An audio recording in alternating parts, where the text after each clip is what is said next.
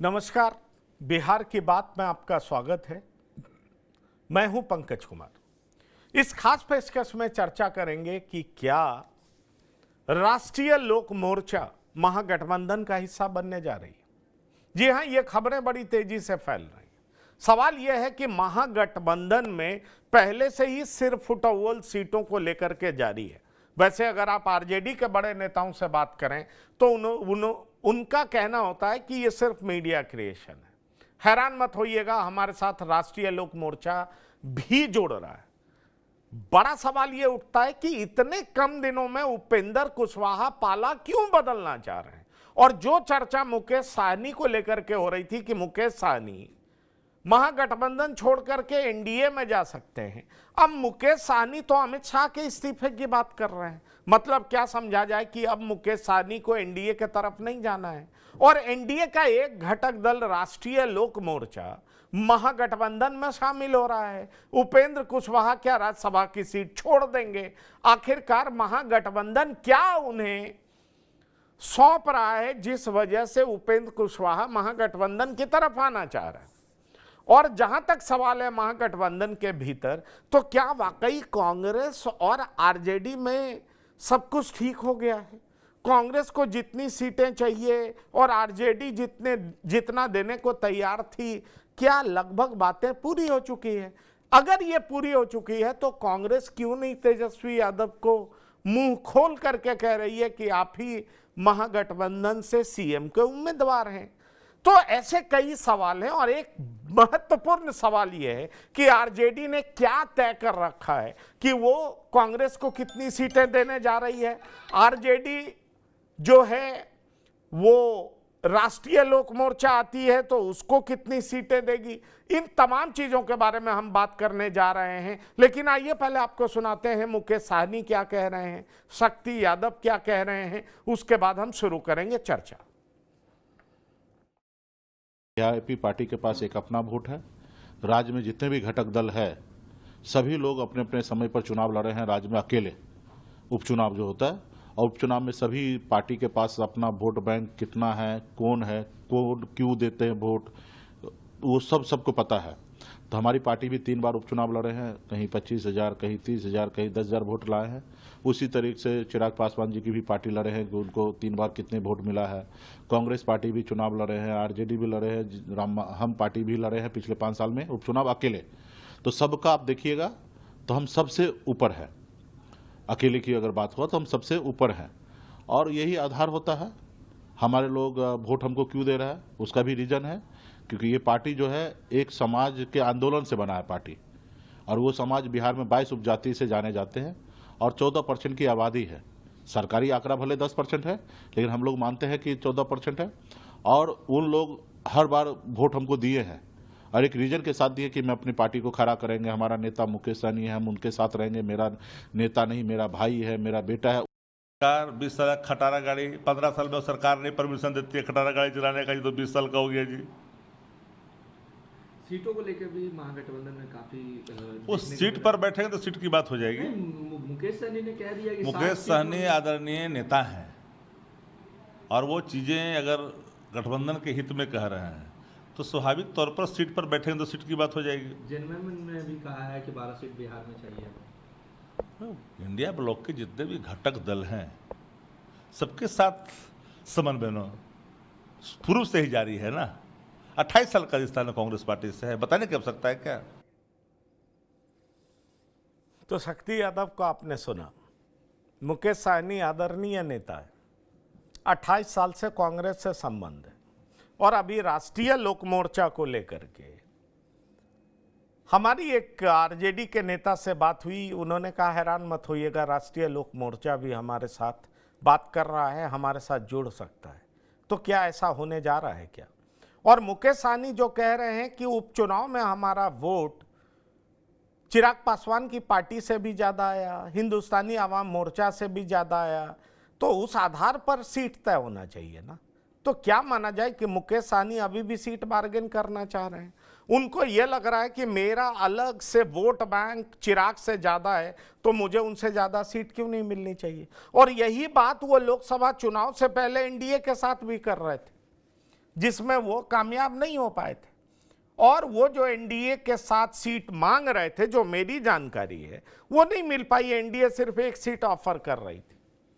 तो गंभीर सवाल यह है कि मुकेश सहनी क्या करना चाह रहे हैं। गंभीर सवाल यह है कि क्या महागठबंधन का हिस्सा राष्ट्रीय लोक मोर्चा बनने जा रही है। और गंभीर सवाल यह है कि 28 सालों से रिश्ते चलाने की बात कह आरजेडी क्या कांग्रेस से दूर जाना नहीं चाह रही है। अभी भी आरजेडी को भरोसा है कि कांग्रेस से बात बन ही जाएगी, क्योंकि वो हमारी सबसे ज्यादा ट्रस्टेड एलाई है। लेकिन बात बनेगी तो किस शर्त पर बात बनेगी, तो दोनों के बीच कितनी सीटों पर? ऐसे कई सवाल हैं जिनका जवाब तलाशने के लिए हम चल रहे हैं। हमारे मेहमान के पास पॉलिटिकल एक्सपर्ट्स हैं, वरिष्ठ पत्रकार हैं, हमारे साथ जुड़े हैं। इंद्रभूषण जी, आपका बहुत स्वागत है, वरिष्ठ पत्रकार हैं। और साथ ही साथ फैजान अहमद साहब हैं, वरिष्ठ पत्रकार हैं, बिहार की राजनीति पर लगातार नजर रखे रहे हैं, उनसे भी हम समझने का प्रयास करेंगे। इंद्रभूषण जी, सबसे पहले मैं आपके पास आना चाहूंगा। आपको मेरी आवाज मिल रही है? जी मिल रही है। ये जो मुकेश सहनी कह रहे हैं, इसका मतलब मुझे तो यही दिखाई पड़ता है कि जितना चिराग को मिल रहा है उससे ज्यादा सीट मुझे महागठबंधन में मिलना चाहिए। इसकी कोई उम्मीद है क्या?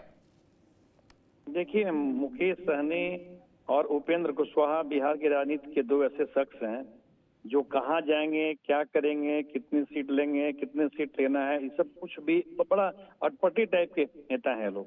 उनको 10 सीट मिलने के आसार हैं महागठबंधन में और 6 सीट का ऑफर है एनडीए में। क्या करेंगे ये उनको भी नहीं पता है। अब वो कहाँ से 60 सीट बोलते हैं समझ में नहीं आता है। कांग्रेस को जब 60 सीट मिलने का आसार नहीं है तो सहनी को कैसे 60 सीट मिल जाएगा? अब क्या पता नहीं चलता है कि ये किस तरह के नेता लोग हैं, क्या कहना चाहते हैं, क्या मैसेज देना चाहते हैं। मुझे लगता है कि ये दोनों नेता केवल बार्गेनिंग अवस्था में रहते हैं 24 घंटा। नहीं, आप ये बात कह रहे हैं, लेकिन कहा यह जा रहा है कि मुकेश सहनी, देखिए ऑन कैमरा कह रहे हैं कि भाई मेरा वोट बैंक उपचुनाव में वोटों की संख्या चिराग पासवान से ज्यादा रहा है, जीतन राम मांझी से ज्यादा रहा है, जीतन राम मांझी से ज्यादा रहा है। हमारे साथ 22 उपजाति है। तो अगर चिराग पासवान को 25 सीट मिलता तो हमको उतना तो मिलना ही चाहिए, या 30 तो मिलना चाहिए। ये तो अपने मुंह मियां मिट्ठू आप जोड़ते रहिए। मेरे साथ 25 लोग हैं, 26 लोग हैं, 28 लोग हैं। एक चुनाव भी मुकेश सहनी जीत पाए हैं, चाहे वो विधानसभा का चुनाव हो या फिर लोकसभा का चुनाव हो। आप बताइए, एक सीट भी अपने जीत पाए हैं? जब वो जो शख्स पार्टी का नेता अपना ही नहीं जीत पा रहा है तो वो क्या दावा करते रहे? वो तो तेजस्वी जी के मंचों से खुलेआम अपने कहते हैं कि मैं अगला डिप्टी सीएम हूँ। तो भाई अपने तो अपने आप कुछ भी कह लीजिए, जब तक पूरा गठबंधन को नहीं तय करके क्या बनाएगा। अभी तक कुछ बात हुई है क्या? कहीं कोई बात हो रही है क्या? नहीं तो कितनी सीटें गठबंधन, कितनी सीटें ऑफर कर रहा है मुकेश सहनी को? और ये बताइए मेरे पास जो जानकारी है कि उपेंद्र कुशवाहा भी अब एनडीए छोड़ के महागठबंधन की ओर आना चाह रहे हैं। मेरे पास जो जानकारी है महागठबंधन 8 सीट देने को तैयार है। तो उपेंद्र कुशवाहा को क्या एनडीए 8 सीट भी नहीं दे रहा है? जो उपेंद्र कुशवाहा राज्यसभा की सीट छोड़ करके और फिर ये महागठबंधन में आना चाह रहे हैं, एनडीए में रहेंगे तो मंत्री भी बन सकते हैं। उपेंद्र कुशवाहा और मुकेश सहनी दोनों को एनडीए में 6 सीट का ऑफर है, मैक्सिमम अपर लिमिट है ये 6 सीट। इसलिए ये लोग अब 8 सीट, 9 सीट, 10 सीट की प्रतीक्षा में, आशा में ये लोग इधर आ सकते हैं। और ये लोग कहाँ रहेंगे उन लोगों को भी नहीं पता रहता है। बिहार की राजनीति में ये दो ऐसे नेता हैं जिनका कुछ पता नहीं रहता है कि कब कहाँ रहेंगे। कोई सिद्धांत नहीं है, कोई नियम नीति नहीं है।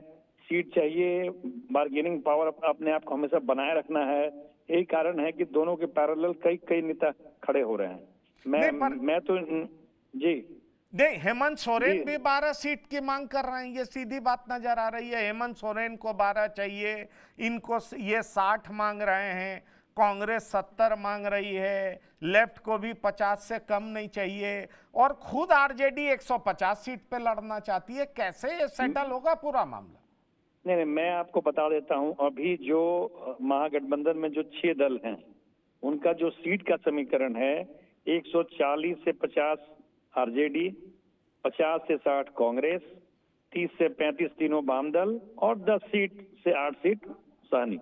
यही सीट का बंटवारा इन लोगों को सबको पता है, यही होने वाला है।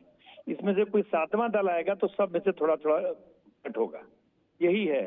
ठीक है, अब अपने आप को अभी चूंकि चुनाव बहुत लंबा है, अभी सितंबर में अधिसूचना होगा, टाइम है, तो अपनी बार्गेनिंग क्षमता बनाए रखनी है, अपने आप को मार्केट में बनाए रखना है। अब कुछ लोगों को सीट बेचना भी होता है, तो भाई कैंडिडेट आएगा तब तो हम सीट बेचेंगे। तो हम 60 सीट बोलेंगे तो 10-20 लोग हमारे पास आएंगे, तो फिर उनसे हम बिकवाली करेंगे। यही सब उद्देश्य से ये लोग बोलते रहते हैं। नहीं, पर एक गंभीर सवाल ये है कि कहाँ 60 सीट और कहाँ 10-12। फैजान अहमद साहब, ये 60 और 10-12 में इतना बड़ा ह्यूज गैप है कि ये कहीं मीट होता तो दिखाई नहीं पड़ता है।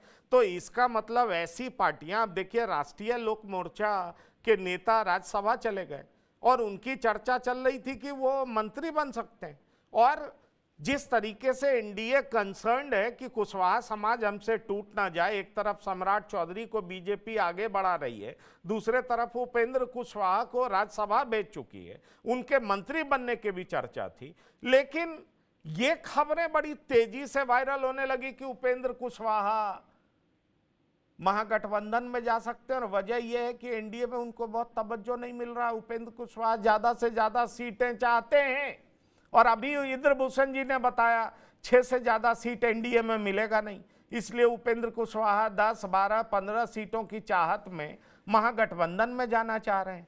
और जब मुकेश साहनी लोकसभा चुनाव से लगातार तेजस्वी यादव के साथ घूम रहे हैं, तो उनके अंदर क्या कंफ्यूजन है? अगर 10-12 सीट मिल रहा है तो वो 60 क्यों मांग रहे हैं? या चलिए 60 बोलने के लिए बोल रहे होंगे, पर वो अपनी तुलना चिराग पासवान से कर रहे हैं। इसका मतलब है कि अगर चिराग को 25 मिलेगा तो इनको 30 चाहिए। पंकज जी, अभी थोड़ी देर पहले आप कुछ कैलकुलेट कर रहे थे। मुझे लगता है कि अगर उस कैलकुलेशन पर चला जाए तो अगर बिहार विधानसभा में 500 सीटें अगर हों तब भी शायद कम पड़ जाएं। जो डिमांड हो गई जिन पार्टियों के, जो कोई तब उसके बाद तो कोई 100 मांगेगा, कोई 150, कोई 200 मांगेगा, जैसे अभी कोई 50 मांग रहा है, कोई 60 मांग रहा है। लेकिन मैं इंद्रभूषण की बात से मैं इत्तेफाक रखता हूं, मैं भी इस बात को मानता हूं कि जो एक फार्मूला जो चल रहा है महागठबंधन में, वो यही है कि 140 आरजेडी और 60 कांग्रेस, तो 200 ये हो गए। 43 सीटों में बाकी ज्यादा सीटें लेफ्ट पार्टीज को, और जो बच जाती हैं उसमें ये वीआईपी को मिलेंगी। वीआईपी, जेएमएम, ये सारी पार्टियां आ सकती हैं। देखिए, जेएमएम से अभी कोई बहुत आगे तक बात नहीं हुई है सीटों के उसमें, क्योंकि जेएमएम तो कोई पिछला इलेक्शन भी 2020 का इलेक्शन जेएमएम नहीं लड़ा है बिहार में, तो उसमें आगे कुछ बात अगर होती है तो मुझे नहीं मालूम कि झारखंड और बिहार के बॉर्डर की कोई सीट पर कोई एग्रीमेंट हो सकता है, हो जाए, लेकिन अभी इसमें कोई ऐसी बात नहीं हुई है। लेकिन फिर आपने एक बात छेड़ दी, जो सीरियल जिनको कहा जाए पार्टी चेंजर हैं उपेंद्र कुशवाहा, तो वो भी कोई बहुत, जैसा कि इंद्रभूषण ने कहा कि वो कोई सीरियस तो है नहीं, कोई सीरियस पॉलिटिशियन नहीं है। कभी इधर है, कभी उधर है, कभी इस लालच में उधर चले गए, कभी उस लालच में उधर चले गए।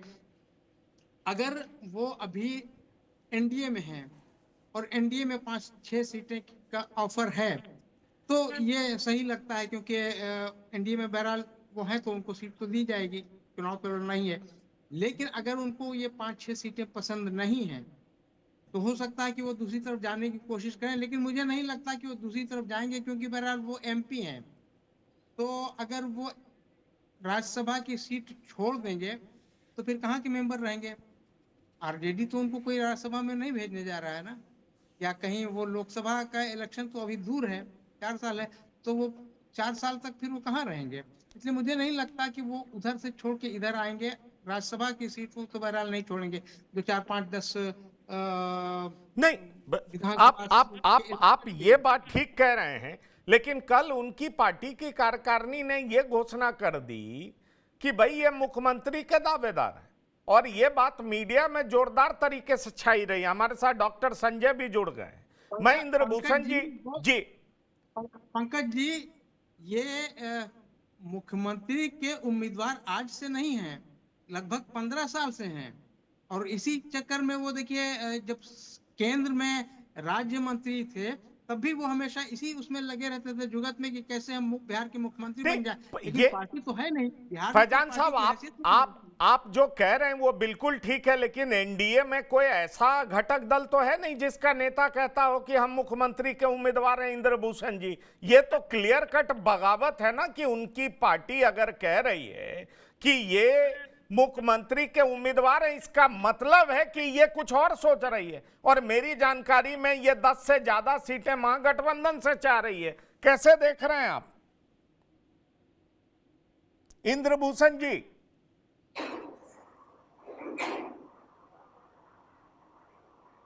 इंद्रभूषण जी, क्या आप सुन पा रहे हैं मुझे?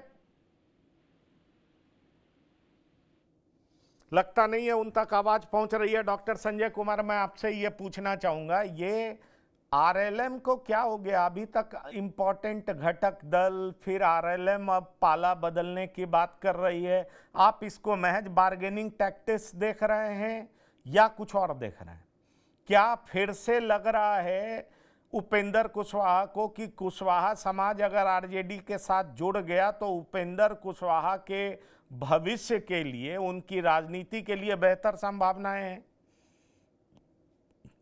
देखिए, उपेंद्र कुशवाहा अति महत्वाकांक्षी, और जब एनडीए में वो देख रहे हैं कि हमसे ज्यादा तरजीह सम्राट चौधरी जी को मिल रही है, ठीक है वो भारतीय जनता पार्टी में है, लेकिन उसके बाद भी उपेंद्र कुशवाहा को लग रहा है कि शायद हमें अंडर एस्टिमेट किया जा रहा है, जो हमारा कद है उसके हिसाब से हमें सम्मान नहीं दिया जा रहा है। तो इधर रहें उधर जाएं, बार्गेनिंग करें बार्गेनिंग नहीं करें, लेकिन उपेंद्र कुशवाहा जी की ताकत बिहार के लोगों को पता है। और बिल्कुल फैजान साहब अभी कह रहे थे, मैं सहमत हूं इनसे, कि मंत्री थे और अमित शाह जी तक के फोन को बहुत ये इंटरटेन नहीं करते थे कि नहीं नहीं बाद में बात कर लेंगे, मैं तो अभी पटना में हूँ। बाद में हालांकि उन्होंने एनडीए छोड़ा भी, और जिस गठबंधन से वो चुनाव लड़े क्या हश्र हुआ सबको पता है। तो इसलिए अभी भी ये कुछ थोड़ा बहुत कर लें कि कुशवाहा समाज के वोट को हम प्रभावित कर देंगे, इससे इतना घाटा हो जाएगा। वो बात डॉक्टर संजय आप ठीक कह रहे हैं, कुशवाहा समाज के वोट को प्रभावित कर देंगे। मैं यही इंद्रभूषण जी से पूछना चाह रहा हूं कि ये कुशवाहा वोटर किसके साथ है? उपेंद्र कुशवाहा इसकी लड़ाई लड़ना चाह रहे हैं या उपेंद्र कुशवाहा इसकी लड़ाई लड़नी चाह रहे हैं कि भाई हमें केंद्र में मंत्री बनाइए और सीटें भी ज्यादा दीजिए? इंद्रभूषण जी, देखिए, मैंने आपको पहले ही कहा कि उपेंद्र कुशवाहा की राजनीति और मुकेश सहनी की राजनीति, मैं भी 25 साल से बिहार में यही राजनीति कवर कर रहा हूँ, आज तक समझ नहीं पाया ये लोग क्या चाहते हैं। इन लोगों का सीधा फ्रंट रहता है कि मैं कहाँ पहुंच जाऊं पावर में, और बहुत चीज यहाँ कहा भी नहीं जा सकता है। वो ये भी दबाव है कि दिल्ली में मुझे मंत्री बना दिया जाए, मेरे एक दो लोगों को बिहार में जो इस सब आयोग है उसमें शामिल किया जाए। तो इसमें कहाँ दो मत है। उपेंद्र जी को आप देख लीजिए, 2005 के बाद से 4 में थे वो विपक्ष के नेता यहाँ विधानसभा में, 20 साल में वो कितने जगह गए हैं और क्या कब सांसद बने हैं, कितनी पार्टियां बदले होंगे, आप उनसे पूछिएगा अगर सामने, तो वो खुद नहीं बता पाएंगे कि कब वो किस साल में कौन पार्टी में रहे। तो ऐसे लोगों का क्या रखें, बस उनको सिर्फ अपना चाहिए, केंद्र में मंत्री बन जाएंगे, चुनाव में 5-6 सीट मिल जाएगा, काम खत्म है। नहीं, चुनाव में 5-6 सीट मिल जाए तो 5-6 सीट तो एनडीए दे ही रहा होगा ना। ये दबाव मंत्री पद के लिए है, दोनों के लिए है कि कि मुझे केंद्र में मंत्री पद दे दिया जाए। मेरे 2-3 लोगों को बिहार में जो उनके आगे पीछे टहलते हैं, जो उनको फाइनेंस करते हैं, वैसे लोगों को 2-3 पद मिल जाए, गाड़ी घोड़ा वाला पद वाला, और मुझे 6 सीट मिल जाए, यही है उनका। नहीं, पर मेरे पास एक जानकारी है फैजान साहब कि महागठबंधन की तरफ से उप मुख्यमंत्री का पद ऑफर किया जा रहा है। कहा जा रहा है कि भाई एनडीए में तो आपको उप मुख्यमंत्री पद मिलेगा नहीं, वहां सम्राट चौधरी हैं। दूसरी बात कि अगर सम्राट चौधरी इसी तरीके से बड़े नेता बने रहे तो आपकी राजनीति तो खत्म हो जाएगी। तो ऐसे में उपेंद्र कुशवाहा को लग रहा है कि अगर हमारे जाने से महागठबंधन को फायदा होता है तो राजनीति के लिए बेहतर चांस हमारा महागठबंधन में है। हम वहां कुशवाहा के नेता के तौर पर प्रोजेक्ट किए जाएंगे और जिस तरीके से कुशवाहा का रुख महागठबंधन की तरफ लोकसभा चुनाव में दिखा, उसका बड़ा फायदा महागठबंधन को मिलेगा और फिर हमारी राजनीति में भी चार चांद लग जाएगी। हम कोई सहारे की राजनीति नहीं करेंगे, कोई मेहरबानी की राजनीति नहीं करेंगे। फैजान साहब, शायद यही वजह है कि आरजेडी के एक नेता ने मुझसे कहा कि हैरान मत होइएगा, वो हमारी तरफ आ रहे हैं, एनडीए में उनको ज्यादा तवज्जो नहीं मिल रहा है। वो देखिए, वो जा सकते हैं उधर पार्टी में, उसमें जाने में कोई ताज्जुब किसी को नहीं होगा, लेकिन मुझे ऐसा नहीं लगता, ऐसा कोई इंडिकेशन भी नहीं है कि महागठबंधन की तरफ से उनको डिप्टी चीफ मिनिस्टर की पोस्ट प्लेट में रख करके दी जा रही है। कितने लोगों को डिप्टी चीफ मिनिस्टर महागठबंधन बनाएंगे? कांग्रेस को बनाएंगे, साहनी को बनाएंगे, कुशवाहा को बनाएंगे, किसको बनाएंगे चीफ मिनिस्टर? इसलिए ये बिल्कुल गलत बात है कि उनको कोई डिप्टी चीफ मिनिस्टर की पोस्ट दी जा रही नहीं दी जा रही है। एक चीज और भी पंकज जी, आप इस चीज पर भी गौर कीजिए कि उपेंद्र कुशवाहा की जो भी 25 साल की जो एक्टिव पॉलिटिक्स है, उसमें अगर उनको कोई भी पोस्ट मिली है, अगर उनको कोई ओहदा मिला है या कहीं वो किसी पोस्ट पर गए हैं, तो उसमें किसने इनको ये वहां तक पहुंचाया है? इसमें ज्यादा बड़ा रोल नीतीश कुमार का है। नीतीश कुमार ने ही उनको राज्यसभा भिजवाया 2 बार, नीतीश कुमार ने ही उनको लीडर ऑफ अपोजिशन बनवाया बिहार असेंबली में, नीतीश कुमार ने ही उनको मंत्री बनवाया। तो ये सारा कुछ किसी दूसरे के सहारे, किसी दूसरे के भरोसे पर ही हुआ है। इसलिए अगर कोई उनको ये कहता है कि आप मेरी तरफ आ जाइए, हम आपको इतनी सीट देंगे, तो हो सकता है ऐसी बात हो, लेकिन सीट देने की जब बात आएगी, सीट की जब बंटवारे की बात आएगी, तो शायद वहां वो सब बातें फिर याद नहीं रहेंगी, क्योंकि उनको उसी हिसाब से सीटें दी जाएंगी, चाहे जिस दल में रहें, महागठबंधन में रहें या एनडीए में रहें, जिस दल में, जिस अलायंस में भी रहेंगे, उनको सीट उनकी हैसियत के मुताबिक ही दी जाएगी। और उनकी हैसियत क्या है, वो सारे नेता यहाँ के यहाँ की जितनी पार्टियां वो जानते हैं, वो चाहे खीर बना लें, चाहे दूध बना लें या खिचड़ी बना लें। उनकी हैसियत क्या है, इसको लेकर के बड़ा सवाल उठ रहा है। अब मैं डॉक्टर संजय, बात यह है कि एक तरफ साहनी को लगता है कि उनकी हैसियत चिराग पासवान से ज्यादा है, पर मुकेश साहनी खुद तो एक चुनाव नहीं जीत पाए हैं, पर उनको लगता है कि उपचुनाव हुए हैं, अलग अलग पार्टियां सब चुनाव लड़ी है, उसमें वीआईपी को ज्यादा वोट मिला है और 22 उपजाति हमारे साथ है, हम 14 से राजनीति कर रहे हैं, मुकेश साहनी कहते हैं और खुलेआम कैमरे पे कहते हैं महागठबंधन 10 से 12 सीट से ज्यादा देने को तैयार नहीं है, वो अपने को चिराग से बड़ी पार्टी बता रहे हैं। तो मतलब कम से कम चिराग के बराबर उनको सीट चाहिए। तो मुकेश साहनी किधर जाएंगे ये भी क्लियर नहीं है। राष्ट्रीय लोक मोर्चा उपेंद्र कुशवाहा किधर जाएंगे ये भी क्लियर नहीं है, किधर रहेंगे किधर नहीं रहेंगे। तो मेनली यही 2 पार्टी है ना जो इधर उधर पाला बदल सकती है। बाकी एनडीए का घटक दल हो चाहे महागठबंधन का घटक दल हो, उसमें क्लैरिटी साफ नजर आता है कि ये महागठबंधन के साथ रहेंगे ही। इसीलिए अभी शक्ति यादव ऑन कैमरा कह रहे थे 28 साल से हमारी दोस्ती है। हमने भी आरजेडी के एक बड़े नेता से बात की, उनका कहना था कि देखिए कांग्रेस के साथ हमारी अंडरस्टैंडिंग बन चुकी है लगभग, और वो हमसे अलग कहीं नहीं जाएंगे, हम लोग साथ ही चुनाव लड़ रहे हैं। और इसी बोलचाल के क्रम में उन्होंने यहां तक कह दिया कि राष्ट्रीय लोक मोर्चा हमारे साथ आ रही। अब सीटों के बंटवारे को जो उन्होंने मुझे बताया वो मैं आपके साथ शेयर करना चाहूंगा। लगभग इंद्रभूषण जी भी वही बात कह रहे थे। उनका कहना था कि हम 150 सीट पर लड़ना चाहते हैं, हमारी कोशिश रहेगी कि हम 50 सीट पर कांग्रेस को मना लें और लगभग बात बन जाएगी। मान लीजिए 5 सीट और ज्यादा हम दे दें तो 55 सीट, 25 सीट, 20 सीट, 30 सीट के आसपास ये रहेगा, लेफ्ट रहेगा, और बाकी का जो सीट बचता है 8, 10, 12 वो हम वीआईपी को दे पाएंगे।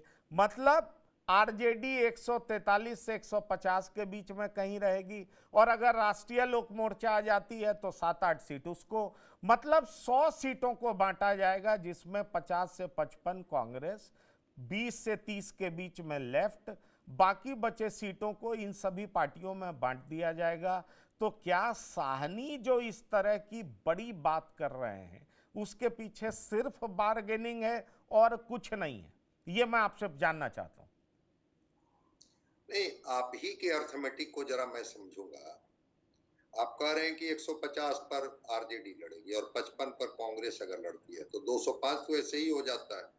और पिछली बार भी 29 सीट पर लेफ्ट पार्टियां लड़ी थी। सीपीआई एमएल को 19 सीटें दी गई थी, 12 जीते थे, और सीपीआई सीपीएम जो है वो 2-2 सीटें जीती थी। तो क्या ये इस बार 19 से भी कम सीटें उनको देंगे क्या लेफ्ट को? और 29 से कम सीटों पर क्या लेफ्ट मान जाएगी क्या? जो सीपीआई एमएल के दीपंकर भट्टाचार्य कह रहे हैं कि स्ट्राइक रेट तो देखिए, 19 आपने दिया, 12 जीत गए, 2 लोकसभा में हम जीत गए, और इनके साथ सीपीआई और सीपीएम भी है। तो मैं नहीं समझता हूं कि 29 सीट भी अगर ये देते हैं या 30 सीट भी अगर ये देते हैं तो 235 का आंकड़ा इनका पहुंच जाता है। बच गई 8 सीटें, तो 8 सीट में उपेंद्र कुशवाहा को भी समझा लेंगे, 8 सीट में ये मुकेश सहनी जी को भी एडजस्ट कर लेंगे। मुझे तो ये समीकरण, अगर लेफ्ट पार्टियों को कोई सीट में बढ़ोतरी नहीं होती है तब भी कौन सा समीकरण में ये मान जाएंगे, मुझे तो नहीं समझ में आ रहा। जबकि दीपंकर भट्टाचार्य प्रेस को डॉक्टर संजय, अगर 143 सीट पे आरजेडी लड़ती है, 50 पे कांग्रेस लड़ती है, तो 193 हो गया, बचा कितना? 50 सीट अभी भी बच जाता है। तो 50 सीटों में अगर 25 सीट दिया जाता है लेफ्ट को तो बचता है 25 में वीआईपी पार्टी भी आ सकती है, जेएमएम भी आ सकती है, और राष्ट्रीय लोक मोर्चा भी आ सकता है। जहां तक जेएमएम का सवाल है तो मेरी जानकारी में आरजेडी उतनी सीटें देना चाहती है जितना आरजेडी को झारखंड में जेएमएम ने दिया था। तो ये मेरे ख्याल से 6 सीट के आसपास का मामला बनता है, जो मैं जान रहा हूं। तो अब सवाल उठता है कि क्या साहनी को 10 सीट पर बात मानना पड़ेगा? ये एक बड़ा सवाल है। और लगभग उसी के आसपास 1-2 कम सीट पर राष्ट्रीय लोक मोर्चा को चुनाव लड़ना पड़ेगा, प्रोवाइडेड कि उनसे वादा किया जाएगा आपको हम राज्यसभा भी भेज सकते हैं, और हम जीते तो आपको डिप्टी सीएम भी बना सकते हैं, कोई भी पॉसिबिलिटी। और इस वजह से अपनी बेहतर राजनीति की महत्वाकांक्षा में उपेंद्र कुशवाहा आ सकते हैं महागठबंधन में। ऐसा इसलिए कहा जा रहा है क्योंकि कुशवाहा के बड़े नेता के तौर पर सम्राट चौधरी उभर रहे हैं, क्योंकि वो तो उप मुख्यमंत्री हैं। नहीं, फिर अर्थमेटिक मुझे समझ में नहीं आ रहा है कि आप कह रहे हैं कि 12 सीटें जेएमएम मांग रही है, 6 सीट ये देंगे जो झारखंड में इनको मिली थी, तो 143 और 6 तो फिर 200 हो जा रहा है, करीब 149। और अगर 50 सीट पर कांग्रेस भी मान जाती है तब भी 205 सीटें। लेफ्ट को अगर 30 सीटें अगर मिल जाती है तो मुकेश सहनी को तो एनडीए ने भी 11 सीट दिया था पिछली बार, और उपेंद्र कुशवाहा को मुझे नहीं लगता है कि 10 से कम सीटें अगर एनडीए में भी रहेंगे तो मिलेगी। तो ये 10 सीट के लिए या 8 सीट के लिए कि जब हम आपको राज्यसभा में भी देंगे, आपको डिप्टी सीएम भी बनाएंगे। उपेंद्र कुशवाहा की नाराजगी का एक ही कारण हमको समझ में आता है, और वो आता है सम्राट चौधरी के सामने इनके कद को छोटा करना, कि वो मुख्यमंत्री नीतीश कुमार के साथ हमेशा दाएं बाएं आगे पीछे लगे रहते हैं। अब इस नाराजगी की वजह से उपेंद्र कुशवाहा उधर छोड़ के इधर भाग आए, वो अलग पार्ट है। लेकिन ऐसा कुछ सीट लगता नहीं है आरजेडी के पास जिसमें कि वो आरजेडी इनको इतना सीट दे देगी, 15 सीट, जिसमें अपने इनके साथ जो कुछ लोग हैं उनको सबको ये संतुष्ट कर लेंगे। उसकी गुंजाइश इनकी एनडीए में दिखती है कि वहां 9-10 सीट मिलेगी, यहाँ तो 6-7 सीट मिल जाए वही बहुत है। फिर भी मैं कह रहा हूं कि राजनीति में संभावना बनी रहती है। उपेंद्र कुशवाहा कई बार पाला बदल चुके हैं, राज्यसभा में हैं अभी, लेकिन राज्यसभा ये छोड़ भी सकते हैं अगर एश्योर किया गया। चूंकि एक दाव लोकसभा के समय में खेली थी आरजेडी, और वो खेली थी, उसका फायदा मिला था, वो माई से माइक बन गई थी आरजेडी। मतलब मुस्लिम यादव के साथ कुशवाहा भी जुड़ गए थे और उस कुशवाहा समाज का लाभ मिला था। उपेंद्र कुशवाहा पर इसीलिए चारा फेंका जा रहा है कि आप आ न जाइए, आपसे बड़ा कौन चेहरा है कुशवाहा समाज का। और जैसे ही आप आइएगा, आलोक मेहता हैं वो आप हो जाइएगा, फिर आप लोगों के सामने सम्राट चौधरी का क्या कद है ये कुशवाहा समाज में, और आपको हम डिप्टी सीएम का पद देंगे। तो ये सब कुछ अगर अंदर में खेल चल रहा होगा तो उसकी वजह से उपेंद्र कुशवाहा पाला बदल सकते हैं। राज्यसभा में अभी हैं, टेन्योर बचा हुआ है, फिर भी ये ठीक है, लेकिन कुशवाहा समाज के तो एक और नेता हैं इंद्रभूषण जी, नागमणि जी क्या कर रहे हैं? हमको लग रहा है कि पहले आप ऐसे एंकर होंगे जो नागमणि को भी अब तक याद रखे हुए हैं। यही बहुत बड़ी बात है कि आपके जहन में भी नागमणि। अभी आज के डेट में कुशवाहा के 2-3 नेता जो बिहार के फलक पे हैं, उसमें आलोक मेहता हैं, उधर से उपेंद्र जी हैं, इधर से सम्राट जी हैं। चौथा नेता कहाँ कोई है, जरा हमको बताइए। अभी एमपी हो गए हैं औरंगाबाद से, महागठबंधन से, लेकिन हमको उनका नाम नहीं याद आ रहा। शायद आपको भी अब है कुशवाहा। हाँ, अब है कुशवाहा। कहाँ कोई जान पा रहा है कि वो कुशवाहा के नेता है? भाई नेता तो अभी 3 ही है दिखावे के लिए, आलोक मेहता, उपेंद्र कुशवाहा और सम्राट चौधरी। चौथा जरा हमको नाम बताइए। नहीं, लेकिन वो बात आपने बिल्कुल ठीक कहा, लेकिन नागमणि जी तब बाहर आ जाते हैं जब चुनाव नजदीक होता है। इसीलिए चुनाव समीप होता है तो मुझे उनकी याद आ जाती है, क्योंकि जगदेव प्रसाद का नाम जिस तरीके से वो भुनाते हैं और कहते हैं असली वारिस तो मैं हूं। अरे हम लोग जैसे जो पुराने रिपोर्टर हैं, जो भी बहुत डिजिटली नहीं हुए हैं, जो अभी भी पुराने ढर्रे पर चल रहे हैं, उन्हीं लोगों को उनका नाम याद है। आज के पत्रकारों से पूछेंगे तो पूछेगा कौन नागमणि, कैसा नागमणि? ठीक है, आपके जहन में है नागमणि भी कुशवाहा है। आपने बताया कि अभी कई लोग पूछेंगे कौन नागमणि, कहाँ के नागमणि, तो बताना पड़ेगा कि जगदेव जी के वो थे, ये थे। बिहार में कोई उनकी अभी कोई पूछ नहीं, कोई नहीं जानता है जी। चलिए, अब आप ये बात कह रहे हैं कि कोई नहीं जानता है, तो यही बात बिल्कुल आप ठीक कह रहे हैं। लेकिन देखिएगा चुनाव से पहले वो एक्टिव नजर आएंगे। बीच में एक वो यात्रा करने की भी सोच रहे थे, यात्रा शायद उन्होंने निकाली भी थी, लेकिन वो यात्रा कितनी सफल रही है पता नहीं। पर मैं फैजान साहब एक बात पूछना चाहूंगा आपसे। विधानसभा चुनाव में जीत हार का अंतर बहुत ज्यादा होता नहीं है, और ऐसे जो बैलेंसिंग फैक्टर वाली जातियां होती हैं, जो थोड़ा जुड़ जाती हैं किसी के साथ, तो वो 20 हो जाता है। और खास तौर पर जब बीजेपी 2017 में उत्तर प्रदेश में जीती और छोटी छोटी जातियों को साथ ला करके इतना भारी मैंडेट लाई, उसके बाद तमाम दल इस विधा में अपने को काफी ज्यादा मजबूत करने लगे कि कौन सी ऐसी जाति है जिसको साथ कर लो। जैसे देखिए राजभर बहुत इंपॉर्टेंट होने लगा, वो उनको मंत्री पद दिया जाने लगा, वो भी बारगेन करने लगे। इसलिए अभी कुशवाहा को लेकर के बहुत ज्यादा चल रहा है। साहनी अपने को 22 उपजाति का लीडर बता रहे हैं। आईपी गुप्ता, वो पान वाला जो समाज होता है, उसको लेकर के एक भारी रैली कर रहे हैं। वो भी किसकी ओर से लड़ेंगे, इसको लेकर के संभावनाएं बरकरार हैं। तो आपको नहीं लगता कि विधानसभा चुनाव में ये छोटे छोटे दल जब बड़ी पार्टी से बड़ा बार्गेन करने लगते हैं, वजह इनको पता होता है कि हम उनके साथ जाएंगे तो उनकी हार जीत में तब्दील हो सकती है या जीत हार में तब्दील हो सकती है? देखिए, विधानसभा चुनाव में हर बड़ी पार्टी वो ये चाहती है कि अपने साथ जो छोटी छोटी पार्टियां हैं उनको साथ में कर ले, और ताकि उनका जो भी थोड़ा बहुत वोट बैंक होता है वो उसकी तरफ आ जाए। ये हर जगह इस तरह की कोशिश होती है। लेकिन सवाल ये है कि आप कितनी पार्टियों को और रिझा कर, लुभा कर, लालच देकर अपने साथ लाइएगा।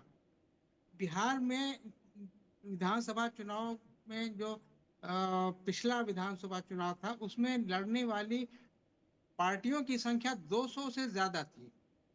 तो अब ये 200, अच्छा ये इलेक्शन भी लड़ती हैं, कहीं उनको 20 वोटा मिलता है, कहीं 200 मिलता है, कहीं 2000 भी वोट मिल जाता है। लेकिन ये मुमकिन ही नहीं है किसी भी पार्टी के लिए कि इस तरह की सभी पार्टियों को अपने साथ लाए, क्योंकि ये मुमकिन, प्रैक्टिकली मुमकिन नहीं है ये। लेकिन फिर भी एक दांव पेच चला जाता है कि उसमें जो इतनी जो 200 पार्टियां, उसमें जो कम से कम 10-20 पार्टियां हैं उनको अपनी तरफ लाने की कोशिश की जाए। तो उसी में ये चाहे वीआईपी को भी आप गिनती कर लें, चाहे आप उपेंद्र कुशवाहा को भी गिनती कर लें, और आपने एक नाम याद दिलाया तो हमको भी याद आ गया, नागमणि का। ये नहीं मालूम कि उनके पास कोई पार्टी है या वो किसी पार्टी में है या रिटायर हो गए, या ये नहीं पता। लेकिन चुनाव आता है, खासतौर से विधानसभा चुनाव आता है, तो वो काफी एक्टिव हो जाते हैं। लेकिन ये जरूरी नहीं है कि उनको कहीं कोई एडजस्ट भी कर ले। ठीक है, वो अपना कैंडिडेट खड़ा कर लें, लेकिन मुझे नहीं लगता कि वो कैंडिडेट खड़ा करने की कोई ऐसी ताकत या सलाहियत रखते हैं। इसी तरह से और भी जो दूसरी पार्टियां हैं, अब देखिए एक और भी पार्टी, जब चुनाव आ रहा तो और भी पार्टियों के नाम याद आते जाएंगे। प्रियम प्रियम पुष्पा पुष्पम प्रिया चौधरी। प्लूरल्स पार्टी, उनकी पार्टी का नाम मुझे याद है, प्लूरल्स पार्टी। वो नहीं, इंग्लैंड में रहती हैं, मुझे चुनाव होता मुझे है तो आ मुझे जाती हैं मुझे वो लगता बिहार है में। इन और लोगों वो को शायद बिहार की राजनीति का थोड़ा भी ज्ञान नहीं है, बेसिक ज्ञान भी नहीं है। मुझे ऑन एयर ये बात नहीं कहना चाहिए, लेकिन ये ठीक वो बरसाती मेढक की तरह है कि जब चुनाव आया बिल्कुल। तब कूद गए। और दूसरी जो बिहार की पॉलिटिक्स जिस तरह की है, उसमें वो जिस जाति से आती हैं, तो फिर वो कैसे पॉलिटिक्स इस तरीके से कर पाएंगी, ये भी समझ से परे, ये भी समझ से परे। पर डॉक्टर संजय, ये समस्या सिर्फ महागठबंधन का तो है नहीं। एक तरफ जीतन राम मांझी भी 40 सीट मांगते हैं, और इन दिनों जिस तरीके से तेजस्वी यादव पासी समाज को लेकर के बड़ा कंसर्न दिख रहे हैं कि ताड़ी मुफ्त कर देंगे, ये शराब में नहीं आएगा, हमारी सरकार बनते ही हम ऐसा करेंगे। जीतन राम मांझी की पार्टी जोरदार रिएक्ट करती है। अशोक चौधरी बहुत कुछ नहीं बोलते हैं, लेकिन जीतन राम मांझी की पार्टी बहुत जोरदार रिएक्ट करती है। तो क्या दलित में भी पासी समाज का कोई बड़ा नेता है जो अपने को ये कहता हो कि मेरे पास इतना परसेंट का वोट है? नहीं, दलित समाज के नेता तो अशोक चौधरी उसी पासी समाज से है ना। उदय नारायण चौधरी हैं आरजेडी में, जो पहले वो विधानसभा अध्यक्ष रहे, तो पासी नहीं, समाज लेकिन के तो पासी समाज का पॉलिटिक्स हमने बहुत मुखर होते हुए उस समाज के नेता को करते नहीं देखा है, जैसे रविदास समाज, पासवान समाज या मांझी समाज। नहीं, आपने इधर नहीं देखा है, लेकिन पासी समाज के कई बड़े नेता हुए हैं, और जो बड़े नेता हुए हैं वो अपने अपने तरीके से वो पासी समाज के वोट को प्रभावित करते हैं। अब वो श्री कृष्ण मेमोरियल हॉल में तो तेजस्वी यादव वो पसुली या लवनी या ताड़ी लेकर के घूमने लगे कि भाई असली आप ही के जो नेता प्रणेता जो कहिए हम ही हैं। अब वो सिंबॉलिक था या जो था, उन्होंने तो पूरी गर्जना की कि बस हम आए और आपके समाज को ताड़ी हम फ्री कर देंगे, सब कुछ फ्री कर देंगे। तो पासी समाज की संख्या भी है, बिल्कुल आप सही कह रहे हैं कि जिस तरह से ट्रांसफर वोट होता है पासवान समाज का या मांझी समाज का जो 3% वोट है, या रविदास समाज का जो 5 पॉइंट कुछ वोट है, उस तरह से पासी समाज का थोड़ा वोट परसेंटेज कम है, इसलिए आपको दिखता है। लेकिन पासी समाज के नेता रहे हैं, बड़े नेता रहे हैं, और कई नेताओं को मैं जानता हूं जो अपने अपने तरीके से वो दलित समाज को प्रभावित करते रहे हैं।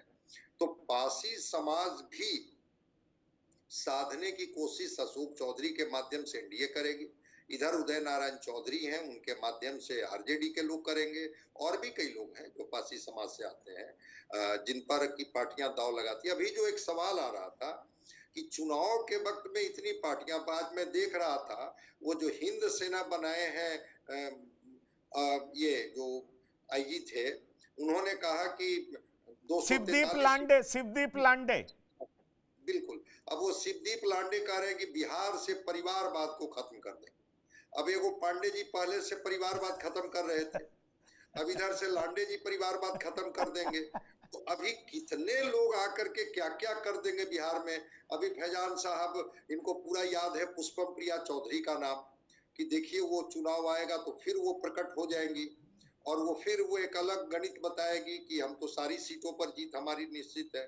तो ये राजनीति का तकाजा है, लेकिन इस बात की सच्चाई को हम लोगों को स्वीकार करना होगा कि बिहार की राजनीति सोशल इंजीनियरिंग के इर्द गिर्द बुनी जाती है। नहीं, उसी आप मैं वही बात, और ये बात इसीलिए बड़ा कैटेगोरिकली पूछूंगा इंद्रभूषण जी से कि मांझी एनडीए में कितनी सीटों पर खुश हो जाएंगे? क्या मांझी भी इधर उधर कर सकते हैं? बीच में धमकाते रहते हैं 40 सीट पर हम लड़ेंगे, इस तरह की जो बात करते रहते हैं। देखिए, पहलगाम में हमले के बाद अभी जो देश की जो राजनीतिक परिस्थिति बनती जा रही है, वैसे माहौल में मुझे नहीं लगता है कि अभी आज मांझी जी अभी मिलने गए थे अमित शाह के पास, तो क्या वो सीट के लिए अभी गए होंगे?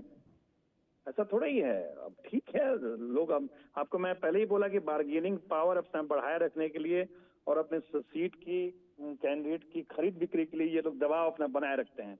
मार्केट में अपना जिसको बोलते हैं ऑरा, जिसको बोलते हैं कि अपना हवा टाइट किए रहते हैं कि हमको 40 सीट लेंगे, 50 सीट लेंगे, 60 सीट लेंगे। मिलेगा वही 6 से 8 सीट, 10 सीट, और वही उनके बिहार के पॉलिटिकल जो सिनेरियो है उसमें उनकी क्षमता भी वही है। क्षमता के अनुसार उनको सीट मिलेगा 8 से 10 सीट। वो चाहे इधर जाए चाहे उधर जाए। ऐसा नहीं है कि सहनी को एनडीए अगर 6 सीट देगा तो महागठबंधन को उनको 30 सीट दे देगा, ऐसा भी नहीं है। कुशवाहा को अगर एनडीए 6 सीट दे रहा है तो उधर भी उनको 40 सीट नहीं मिलने जा रहा है। वही हाल मांझी जी का है। अरे 10 सीट मैक्सिमम, अपर लिमिट है 10, 7, 8, 9, उधर जाएंगे तो 12 हो जाएगा, 40 तो होगा नहीं।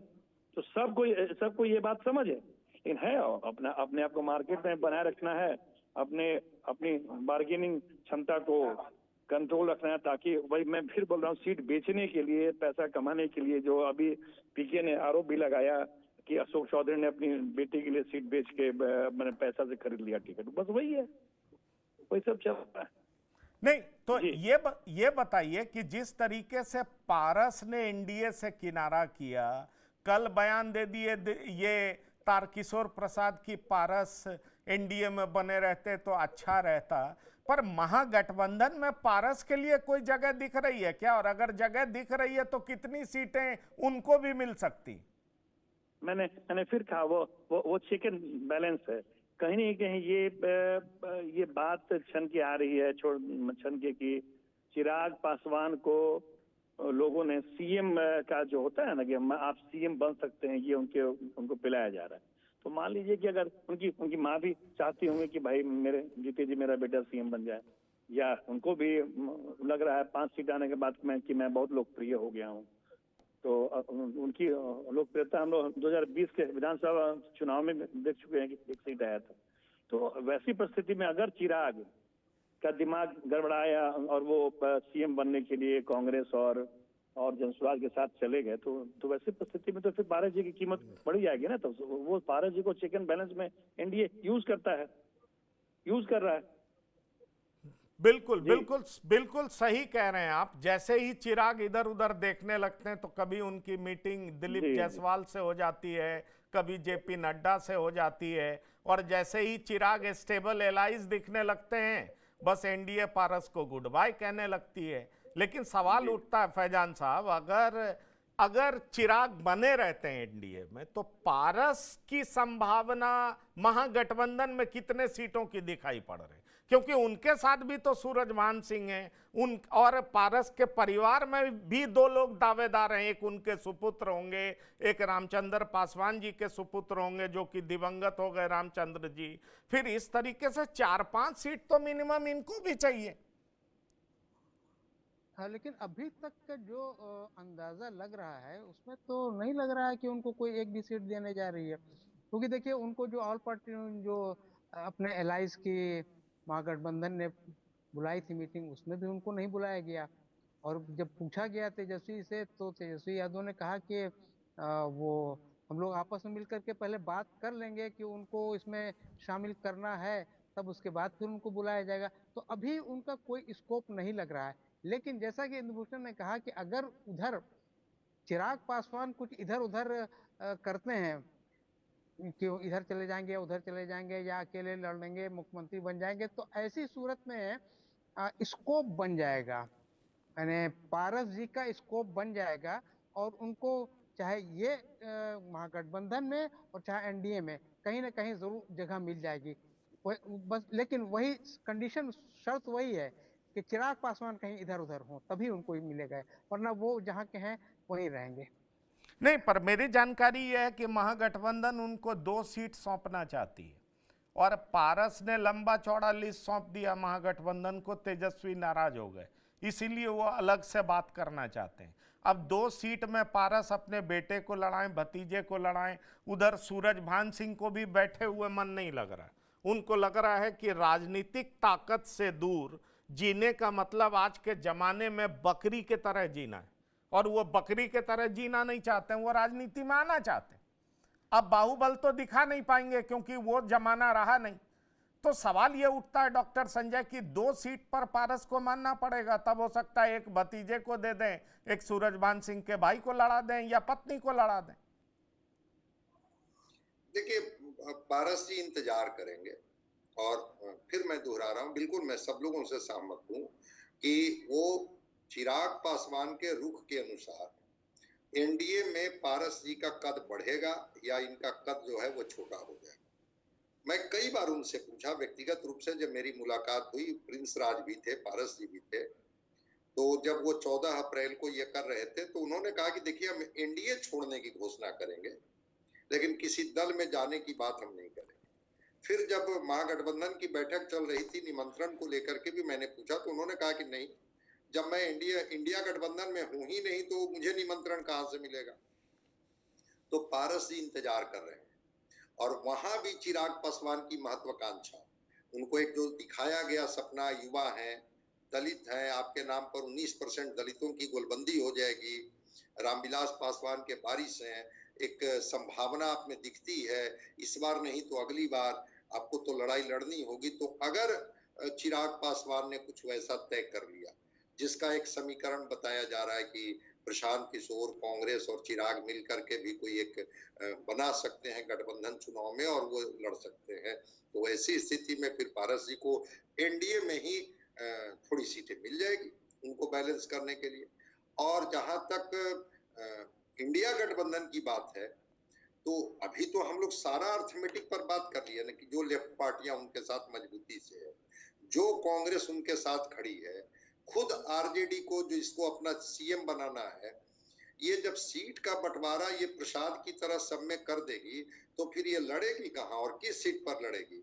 तो 2 सीट अगर ये कहे हैं तो क्या 2 सीट पर मुझे नहीं लगता है कि पशुपति कुमार पारस लड़ पाएंगे। वो बेटा और भतीजा तक ही, फिर तो इनकी पार्टी ही टूट जाएगी।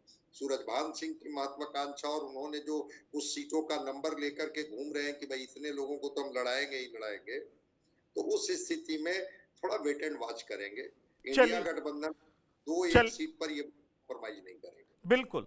तो सवाल अभी भी यही बना हुआ है कि महागठबंधन में क्या राष्ट्रीय लोक मोर्चा शामिल हो रहा है, और शामिल हो रहा है तो किस शर्त पर, कितनी सीटें मिलने जा रही है, वीआईपी पार्टी का हश्र क्या होगा, वीआईपी पार्टी अपनी तुलना चिराग पासवान से क्यों कर रही है। इसका सीधा मतलब यह है कि जितना चिराग को एनडीए में मिले, कम से कम वीआईपी को उतनी सीटें महागठबंधन में मिले। क्या तेजस्वी यादव उतनी सीटें देने की हैसियत रखते हैं? हैसियत तो रखते हैं, लेकिन क्या दे पाएंगे, अफोर्ड कर पाएंगे? और सवाल ये भी है कि पारस गुट को कितनी सीटें मिलेगी, ये भी बड़ा सवाल है। तो ये सारे डेवलपमेंट्स पे नजर हमारी लगातार बरकरार रहेगी और महागठबंधन में कौन कितनी सीटों पर लड़ सकता है, ये हमने आपके साथ चर्चा की। फैजान अहमद साहब, इंद्रभूषण कुमार जी, डॉक्टर संजय कुमार, बिहार की बात में शिरकत करने के लिए बहुत बहुत धन्यवाद और शुक्रिया। तो बिहार की बात में इतना ही। ताजा तरीन खबरों के लिए आप लगातार देखते रहिए TV9। धन्यवाद, नमस्कार।